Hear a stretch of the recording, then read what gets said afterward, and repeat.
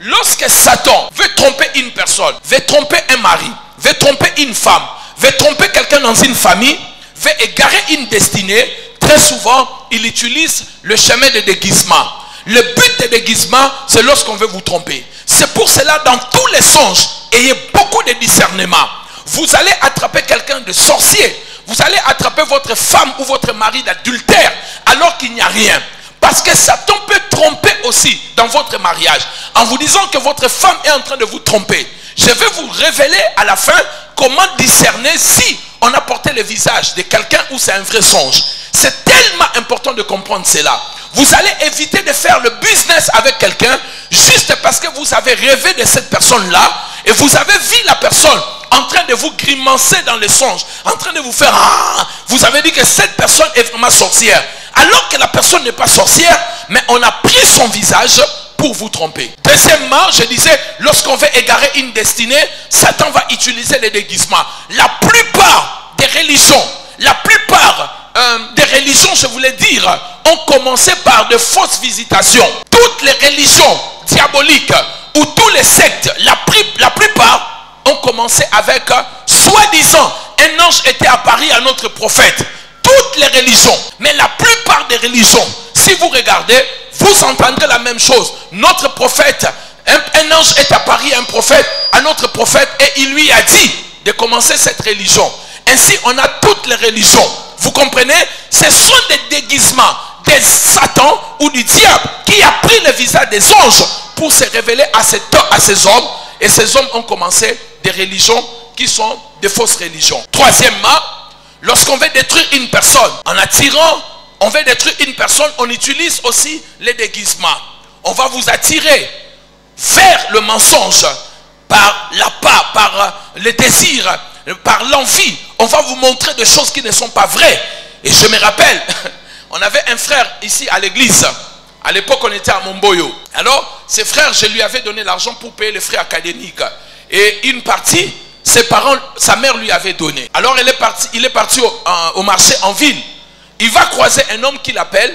Et cet homme lui dit, monsieur, viens. Je viens de Chikapa. Je ne connais pas bien la ville de Kinshasa. Je suis en train de vendre les diamants. Est-ce que tu peux me montrer là où je peux vendre les diamants? Le jeune homme a entendu cela et on lui a promis de l'argent. Il dit, si je vends les diamants, je vais te donner une partie. Et puis le monsieur ouvre les diamants, il lui montre. Et le garçon a dit, bon, moi je ne sais pas, je vais aller demander aux changeurs, les changeurs vont nous montrer. Il va chez les changeurs lui dit, il faut aller dans tel endroit. Il revient pour voir le monsieur qui vendait les diamants. Il lui dit, j'ai trouvé un endroit. Le monsieur lui dit, non, moi j'ai peur d'aller parce que je ne connais pas bien. Toi, tu peux aller vendre pour moi et je t'attends ici. Lui, il dit vraiment, Dieu m'a rendu visite. Vraiment, donc, je suis orphelin de père. Je cherche d'argent de frais académiques. Vraiment, Dieu est descendu par un ange pour me parler. Déguisement. Dis après moi au nom de Jésus. Je refuse les déguisements. Et physique et spirituel, je le refuse. Et pendant qu'il partait, le monsieur l'appelle, dit, ah, viens. Non, tu risques de fuir avec mon diamant. Laisse-moi les sacs que tu as plutôt. En attendant que tu aies acheté mon diamant, à vendre les diamants et puis tu vas revenir. Lui, il part, il dit, bon, moi je n'ai que 200 ou 300. De toute façon, s'il fouille, j'ai ces diamants. Quand il est parti, or c'était juste des bouteilles qu'on a cassées. Le temps d'aller là-bas, on a failli même l'arrêter et le frapper. Le temps de retourner pour chercher les diamants de sphère, il n'était plus là, il était parti. Déguisement. Dis après moi au nom de Jésus. Et que Zouanga te déguisement. Au nom de Jésus. Ça ne marchera pas avec moi. Voyez-vous, chers frères et sœurs, vous devez comprendre cela. La Bible dit Satan se déguise en ange de lumière. Mais aussi, mes bien-aimés dans le Seigneur, il y a un autre niveau de déguisement où l'ennemi lui-même ne va pas se déguiser. Vous comprenez? Je vous ai parlé de la première étape où l'ennemi se déguise en ange de lumière. C'est-à-dire, il va prendre le visage d'une autre personne pour vous faire du mal. Mais un autre niveau de déguisement, on va prendre votre propre visage. L'ennemi va prendre votre visage pour aller faire du mal à quelqu'un. Est-ce qu'on peut parler de cela? Alors, il va prendre le visage, ton propre visage, et il va faire du mal à quelqu'un. C'est le genre de déguisement où vous entendez quelqu'un dire « Nalotio mabe, yonaloto mabe, je rêve de toi en mal, tu viens toujours me faire du mal. » Quelqu'un dans cette salle, quelqu'un t'a déjà rêvé en mal? Est-ce que tu es là? Je ne dis pas de balancer la main. Quelqu'un a fait un rêve sur toi en disant par exemple que je rêvais de toi, tu étais en train d'uriner sur moi. Je rêvais de toi, tu étais en train de m'insulter. Je rêvais de toi, tu étais en train de m'étouffer. On peut prendre votre visage. Ne dis pas que moi je suis un chrétien, on ne peut pas prendre mon visage. La Bible dit que Satan se déguise en ange. C'est un ange de lumière. Donc lui il peut prendre la forme même d'un ange de lumière. S'il peut prendre la forme d'un ange de lumière, il peut prendre aussi la forme d'un chrétien de lumière. Je ne dis pas que c'est vous, mais on peut prendre votre visage. On peut prendre votre forme. Alors, frères et sœurs, ne prenez jamais ces choses comme de la blague. Croyez-moi. Parce qu'une fois que quelqu'un rêve de vous en mal, surtout moi-même votre pasteur, si je rêve de toi en mal, je commence à te regarder avec des jumelles. Donc, il faut prier sérieusement pour que les gens ne rêvent pas de vous en mal. Pour que Satan ne prenne pas votre visage et qu'il puisse aller quelque part, se révéler en faisant du mal aux gens, mais en utilisant votre visage. Parce qu'une fois que cela est fait, vous perdez la confiance des gens. Surtout les gens spirituels, les gens avertis, les gens aguerris. Une fois que ces gens vont rêver de vous en mal, ces gens ne vous feront plus confiance. Et Satan, il sait que cette personne peut te donner le travail. Cette personne peut t'accompagner dans le mariage. Cette personne peut propulser ta destinée. Qu'est-ce qu'il va faire?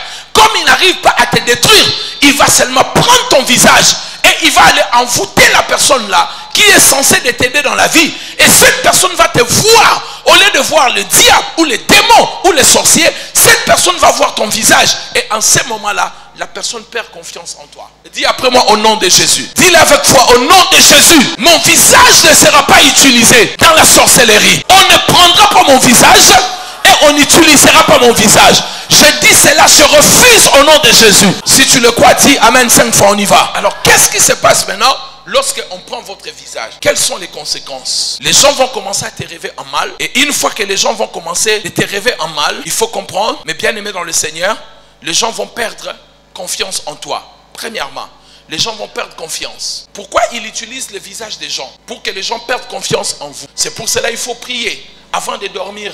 Seigneur, que mon visage ne soit pas utilisé dans le monde spirituel. Parce que le premier point, les gens perdront confiance en toi. Deuxième des choses, pourquoi ça se passe comme ça? Simplement parce qu'on veut créer la confusion entre toi et tes vraies relations, tes relations de destinée.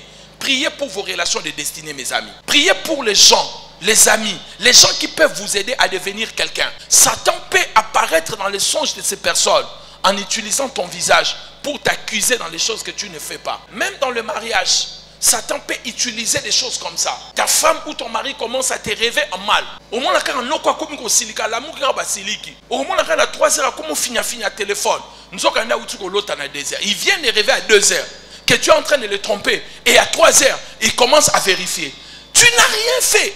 Mais il y a une accusation contre toi dans le monde spirituel.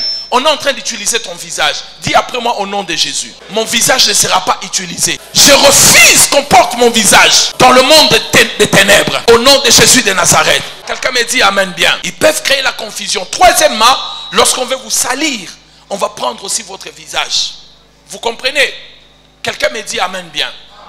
Faites très attention, mes bien-aimés dans le Seigneur. Faites très attention. De ce que je suis en train de vous dire, c'est tellement sérieux parce qu'on peut utiliser même le visage d'un homme de Dieu. Peut-être tu aimes un homme de Dieu. Peut-être tu l'apprécies. Et puis un jour tu rêves de cet homme de Dieu en train peut-être de te frapper, en train de te draguer, en train de, je ne sais pas moi, de faire n'importe quoi dans ta vie. Justement, il faut faire très attention. Satan va t'éloigner de ton point de bénédiction.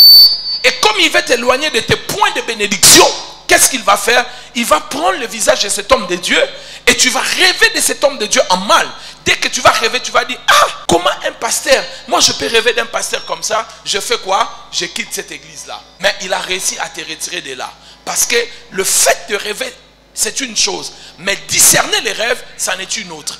Il ne suffit pas seulement de faire un rêve pour conclure de quelque chose. Parce qu'il y a des déguisements dans le songe.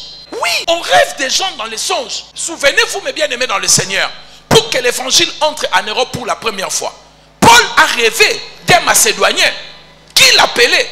Donc ça veut dire qu'on peut rêver de vous dans le monde spirituel. Imaginez maintenant si Paul avait fait un rêve. Les Macédoniens là avaient une hache et poursuivaient Paul. Paul n'allait pas conclure que Dieu les appelait à aller dans Macédoine. Mais quand il a rêvé, que cet homme était en train de les appeler, il a compris, Dieu est avec nous, Dieu veut que nous allions là-bas. Priez, bien-aimés dans le Seigneur, pour votre visage avant de dormir. Priez, couvrez votre visage avec le sang de Jésus.